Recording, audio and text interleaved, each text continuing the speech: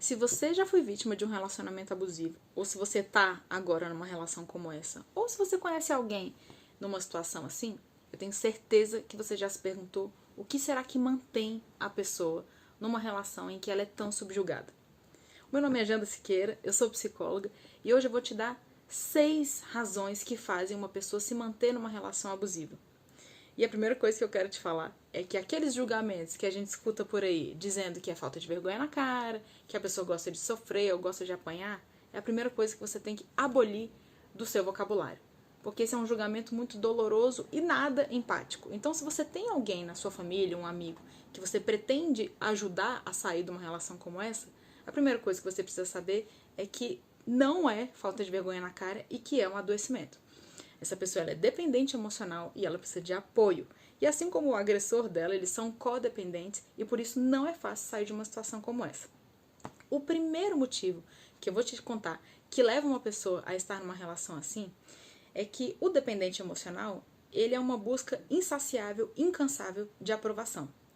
Ele faz o que for necessário para agradar o outro, mesmo que ele tenha que se anular, mesmo que ele tenha que se sacrificar, colocar as necessidades dele em segundo plano, porque se ele faz isso, ele entende que ele está garantindo que o outro vai gostar dele e assim vai manter esse vínculo. Então, a necessidade dele é de não ser abandonado, que é a primeira dor de base dele. Então, para isso, ele paga qualquer preço. É por isso que ele tolera tantos abusos, porque na cabeça dele, ele precisa tolerar o que for preciso para manter esse amor. E aí você deve se perguntar, mas o que construiu isso? Por que essa pessoa chegou nesse lugar de precisar tanto de aprovação? Essa pessoa que precisa tanto de aprovação, ela precisa abrir mão dos limites dela. Ela precisa abrir mão das vontades dela e dos gostos dela, senão ela não tolera aquele relacionamento. Então, geralmente, ela vem de alguns históricos familiares, né? O primeiro deles é um ambiente rígido. Então, é muito importante que você comece a entender que a pessoa que vem com um histórico como esse que eu vou falar, ela foi programada a estar em relações em que ela se coloca em segundo plano. Então, isso é um aprendizado. Tá? Por isso que é tão difícil de ser trabalhado, que a pessoa precisa entender que ela não é frágil, ela veio condicionada, ela veio com aprendizado sobre amor que são doentios, nada saudáveis, que fizeram ela estar naquela situação. Então, vamos lá. Uma família rígida, autoritária, em que criança não tem voz, em que os pais não deixam a criança se expressar, em que a criança é aquela que ela está à mercê dos adultos, em que ela não pode expressar as necessidades dela, às vezes até expressar um limite. Não, mãe, eu não quero fazer isso pra mim não tá confortável. Crianças que não tiveram voz tendem a estar num relacionamento abusivo mais tarde. Por quê? Porque, gente, pra criança é muito natural expressar as necessidades dela. A criança é cheia de necessidades, ela tá o tempo inteiro querendo explorar, querendo sentir o mundo. Então, a criança saudável, ela fala, ela expressa muito. Mas quando ela entende que ela está num ambiente muito autoritário, em que não há espaço para ela se expressar, para ela ser, porque a criança ela nasce sendo. Quando isso tudo é tolhido, ela entende que é mais seguro para ela não falar, não se expressar e não colocar para fora as necessidades dela. Então ela vai criando um embotamento e aí ela vai criando esse modo de lidar com a vida. E é claro que nas relações dela ela vai fazendo a mesma coisa. Ela não coloca os limites dela, ela não emite opinião. Então, esse é um cenário favorável para você chegar lá na sua vida adulta e se vincular a alguém que te coloque numa posição em que você não vai ter voz. Só a voz do outro prevalece, para você tá tudo bem, que você já está acostumado com isso mesmo. Um outro cenário que é muito favorável para você ter ter aprendido esses comportamentos é um cenário em que você foi vítima de abuso, né? Então, abuso psicológico, abuso físico, abuso sexual, tudo isso, eu sei que parece uma coisa muito clichê, mas o abuso, ele cria na vítima uma sensação de que ela não tem valor e de que essas relações são assim mesmo. Ela é usada, ela não tem valor enquanto pessoa, ela é para alguém. Ela em si, ela não tem o mesmo valor que o outro, porque ela foi, de alguma forma, usada de forma inadequada. E uma coisa muito, muito estranha até de se explicar é que crianças que foram abusadas, ou pessoas que foram abusadas na infância, têm uma tendência a buscarem situações em que elas vão reproduzir esse abuso. Se ela já foi, vamos supor que ela vivia num lar em que a mãe batia nela, ou que o pai batia na mãe, em que existia situação de agressão, ela tende a buscar outras situações violentas na vida adulta. Ou ela mesma se colocar em risco de violência, né, se ela já tiver sido a pessoa que sofreu a violência, ou se ela tiver presenciado uma situação de violência. Ela vai para a vida adulta por lealdade, que é uma coisa que ela vai precisar trabalhar na terapia, em que ela se sente num ambiente familiar. Não vou dizer conforto, porque não é um conforto, mas é um conforto de estar num ambiente conhecido, que é um ambiente violento. Ela lida bem com isso, afinal de contas ela já esteve num lugar como esse antes. Então, sim, você pode buscar, mesmo que inconscientemente, novos agressores para colocarem sempre as posições entre você sempre a vítima ou presenciando uma agressão e alguém violentando você. O quarto motivo que faz uma pessoa ser vítima de um relacionamento abusivo, por incrível que pareça, é ter sido super protegido. Eu já falei em outros vídeos e as pessoas geralmente se assustam com essa informação de que superproteção causa tanto pessoas vítimas de abuso quanto abusadores. E no caso da vítima, quando você vive num lar superprotetor, você cresce tendo alguém para cuidar de você, mesmo em momentos que você não precisa de certos cuidados. A criança, conforme ela vai crescendo, ela vai precisando cada vez menos depender do outro. E em lares que são muito superprotegidos, você geralmente não tem esse espaço para ir ganhando autonomia, porque os pais vão fazendo tudo por você. Geralmente eles não te dão liberdade para você tomar decisões sozinho, porque você não sabe nada, eu que sei, eu estou fazendo isso pro seu bem, confia em mim, começa a impedir você de tomar atitudes que vão te dando recursos para você se sentir mais independente. E aí você cresce conectado com alguém. Você não cria situações em que você é um ser avulso ali, né? Porque o natural é esse, né? Num crescimento saudável, você é dependente e à medida que você cresce, você vai diminuindo a sua dependência e num lar superprotetor, essa dependência não diminui. Ou seja, você nunca se vê um ser avulso. E aí, quando você vai para a sua vida adulta, você se relaciona também dessa forma, conectado com alguém o tempo inteiro, como se essa pessoa fosse praticamente o seu interruptor. Você só se sente vivo quando você está conectado com alguém. Você se sente validado quando essa pessoa te valida. Você se sente reprovado quando essa pessoa te reprova. É como se o que te desse o modo de viver fosse essa outra pessoa. Se essa pessoa está te amando, então você está se sentindo valorizada. Se essa pessoa não está te amando, você está se sentindo desvalorizada. Você não sabe o que é ser um ser responsável por você. Porque na superproteção, você, no mínimo, compartilha a responsabilidade sobre você mesmo. É você e os seus pais, né, geralmente, cuidando de você. Você nunca se viu um ser avulso cuidando de si mesmo. E aí você vai para a vida adulta, você se relaciona com uma pessoa abusiva, e a pessoa abusiva, ela realmente cuida da sua vida, né? Ela não deixa você sair, ela quer tomar conta do seu tempo, ela quer tomar conta das suas amizades. E, de certa forma, para você, é um ambiente familiar, conhecido. Você já viveu isso antes. Você já viveu não ter autonomia. Você já viveu não ter responsabilidade total sobre a sua vida. Então, tem o ônus? Tem. Que você não tem liberdade. Mas tem um bônus para você, porque você também não precisa se responsabilizar.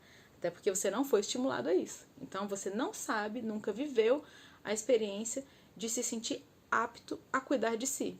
E aí, no relacionamento abusivo, você divide essa responsabilidade. Eu sei que pode parecer muito estranho, mas sim, isso é um fator. O outro fator, o outro motivo que faz você realmente se conectar com uma pessoa que é abusiva é quando você está numa relação em que você precisa ser útil. Tudo que você faz gira em torno de cuidar daquela pessoa.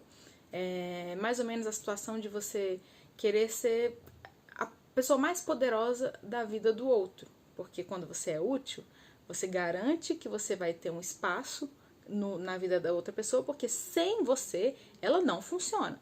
Ah, se não fosse eu... Sabe aquela situação assim que você diz, Nossa, eu cuido mais do fulano do que de mim. A minha energia vai toda para ele. Eu deixei o meu trabalho de lado, eu deixei a minha família de lado, as minhas amizades de lado, porque ele toma todo o meu tempo. E aí, quando você menos percebe, essa utilidade que você tem na vida do outro é o que te alimenta. Porque cuidando da vida do outro, você não cuida da sua vida. E, de certa forma, cuidar da vida do outro te coloca numa posição em que você responde àquela dor inicial, que como você é codependente, qual é a sua dor inicial? Abandono. Sendo muito útil na vida do outro, você garante mesmo um poder de que o outro precisa de você.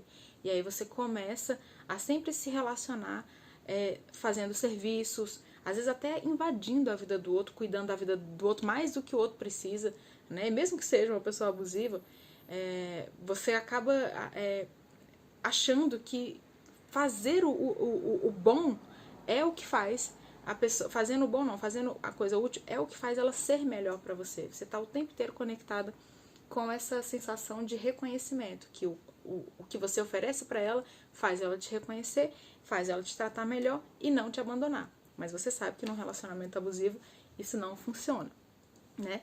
Você pode ser útil o tanto que for, que ele vai continuar sendo abusivo. E isso, às vezes, é uma dor muito grande. O último fator que faz você se sentir, de fato, muito, muito propensa a estar num relacionamento abusivo é quando você veio de um lar em que o amor não era gratuito. Em que, para você ter um dia bom, você tinha que ter um dia ruim. E você aprendeu que é isso, que a vida é isso e que relacionamentos são dessa forma. Você não tem um amor de graça, você não tem um amor em que você se sente de fato amado sem pagar nenhum preço. Sabe aquela situação assim de quando você é criança e sua mãe chegava em casa estressada, ou seu pai chegava em casa bêbado, ou, sei lá, num mau dia dos seus pais, você apanhava, de repente você não recebia carinho, você era maltratado, ou às vezes até negligenciado num mau momento. E aí você ficava ali tristinho, se sentindo meio descuidado, mas aí num bom dia, num dia que seu pai não bebia, num dia que sua mãe tinha conseguido vender um produto lá na empresa dela, num dia que ela estava feliz, de bom humor, ou quando seus pais estavam bem entre si, aí o que acontecia? Você tinha o melhor dos seus pais naquele dia. Aí você tá o tempo inteiro esperando por esse dia bom, né? Ah, então tá, tem dias ruins? Tem, mas tem dias bons também. Então, o preço que eu pago para ter um dia bom como esse, um dia que minha mãe tá carinhosa, meu pai tá amoroso comigo, é às vezes tolerar um dia de bebedeira, uma surra, uma negligência. E aí você vai para sua vida adulta achando natural que de vez em quando você tem que ser xingado, de vez em quando você tem que ser traído, de vez em quando você tem que ser maltratado, porque tem dias bons. Então, esse é um cenário que faz você ficar muito conectado com o que eu tenho que fazer para ter um dia bom. Como eu preciso trabalhar aqui a nossa rotina, como eu posso agradar esse outro para que ele tenha sempre um dia bom. E aí você percebe que a conexão sempre é com o outro. O que eu posso fazer por você para que você seja bom para mim. E aí é isso que faz você se anular. Então é muito importante, gente, que vocês entendam que o maior problema do dependente emocional é porque a conexão dele não é com ele. A conexão é com o outro. Ele faz o que for preciso para que esse outro se sinta bem. Mas não é porque ele é bonzinho, não. Não é porque ele se preocupa mais com o outro do que com ele mesmo. Não é por isso. Ninguém é tão altruísta assim. É porque ele acha que quando ele agrada o outro se sente bem e devolve para ele em termos de recompensa. É por isso que crianças que são muito boazinhas, que elas agem assim em lares que são autoritários, ou muito rígidos, ou super protegidos. Aquela criança boazinha demais, que não dá trabalho, que é madura, essa criança, ela entendeu que as necessidades dela devem vir em segundo plano e que assim ela agrada e que assim ela tem reconhecimento. Essas falas como, ai, fulana não me dá trabalho nenhum. O que essa mãe, o que esse pai está falando para essa criança? Eu não quero ter trabalho com você, eu não quero ter que me preocupar com suas necessidades. E aí você cresce assim.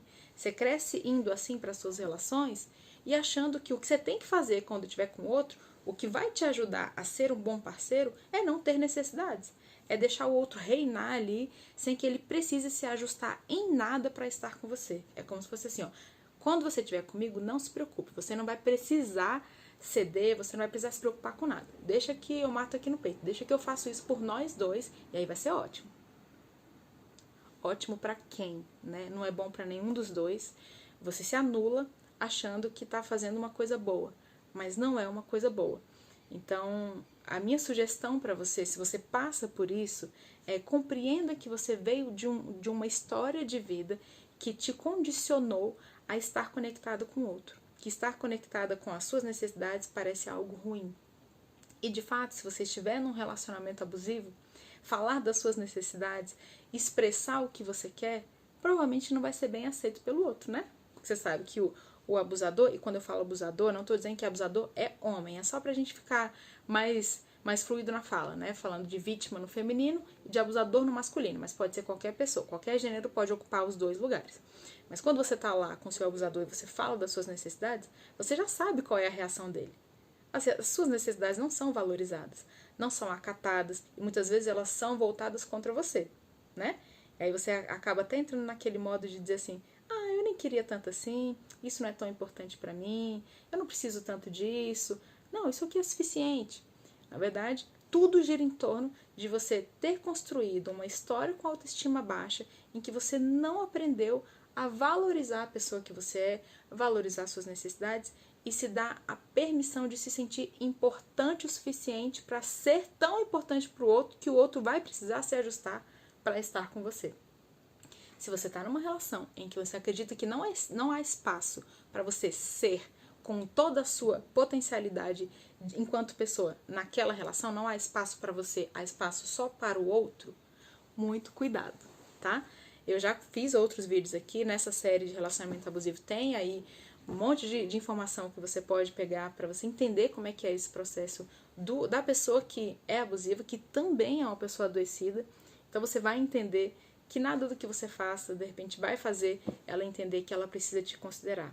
Então cabe a você fazer uma escolha se você quer continuar não sendo abandonada por essa pessoa, mas nesses moldes. De repente, a melhor coisa que pode te acontecer na vida é não ter mais essa pessoa para recuperar o poder sobre a sua vida, recuperar as rédeas e focar a sua energia na sua vida. A pessoa que passa por um relacionamento abusivo geralmente está com a vida toda bagunçada, toda desregulada e toda mal atendida, porque a sua atenção não está para você. A sua atenção está em agradar para garantir que vai ter dias bons e não ser abandonado.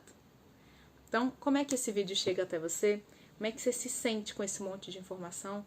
Faz sentido? Não faz? Manda para alguém que está numa relação que você acredita que não está sendo saudável para ela, que é uma relação abusiva. Quem sabe assim você traz alguma reflexão para essa pessoa, né? Essa pessoa tem que fazer terapia, porque sozinha é muito difícil de sair de uma situação como essa. Então curte esse vídeo, se inscreve aqui no canal e compartilha com outras pessoas que já me ajudam muito. Então, até a próxima!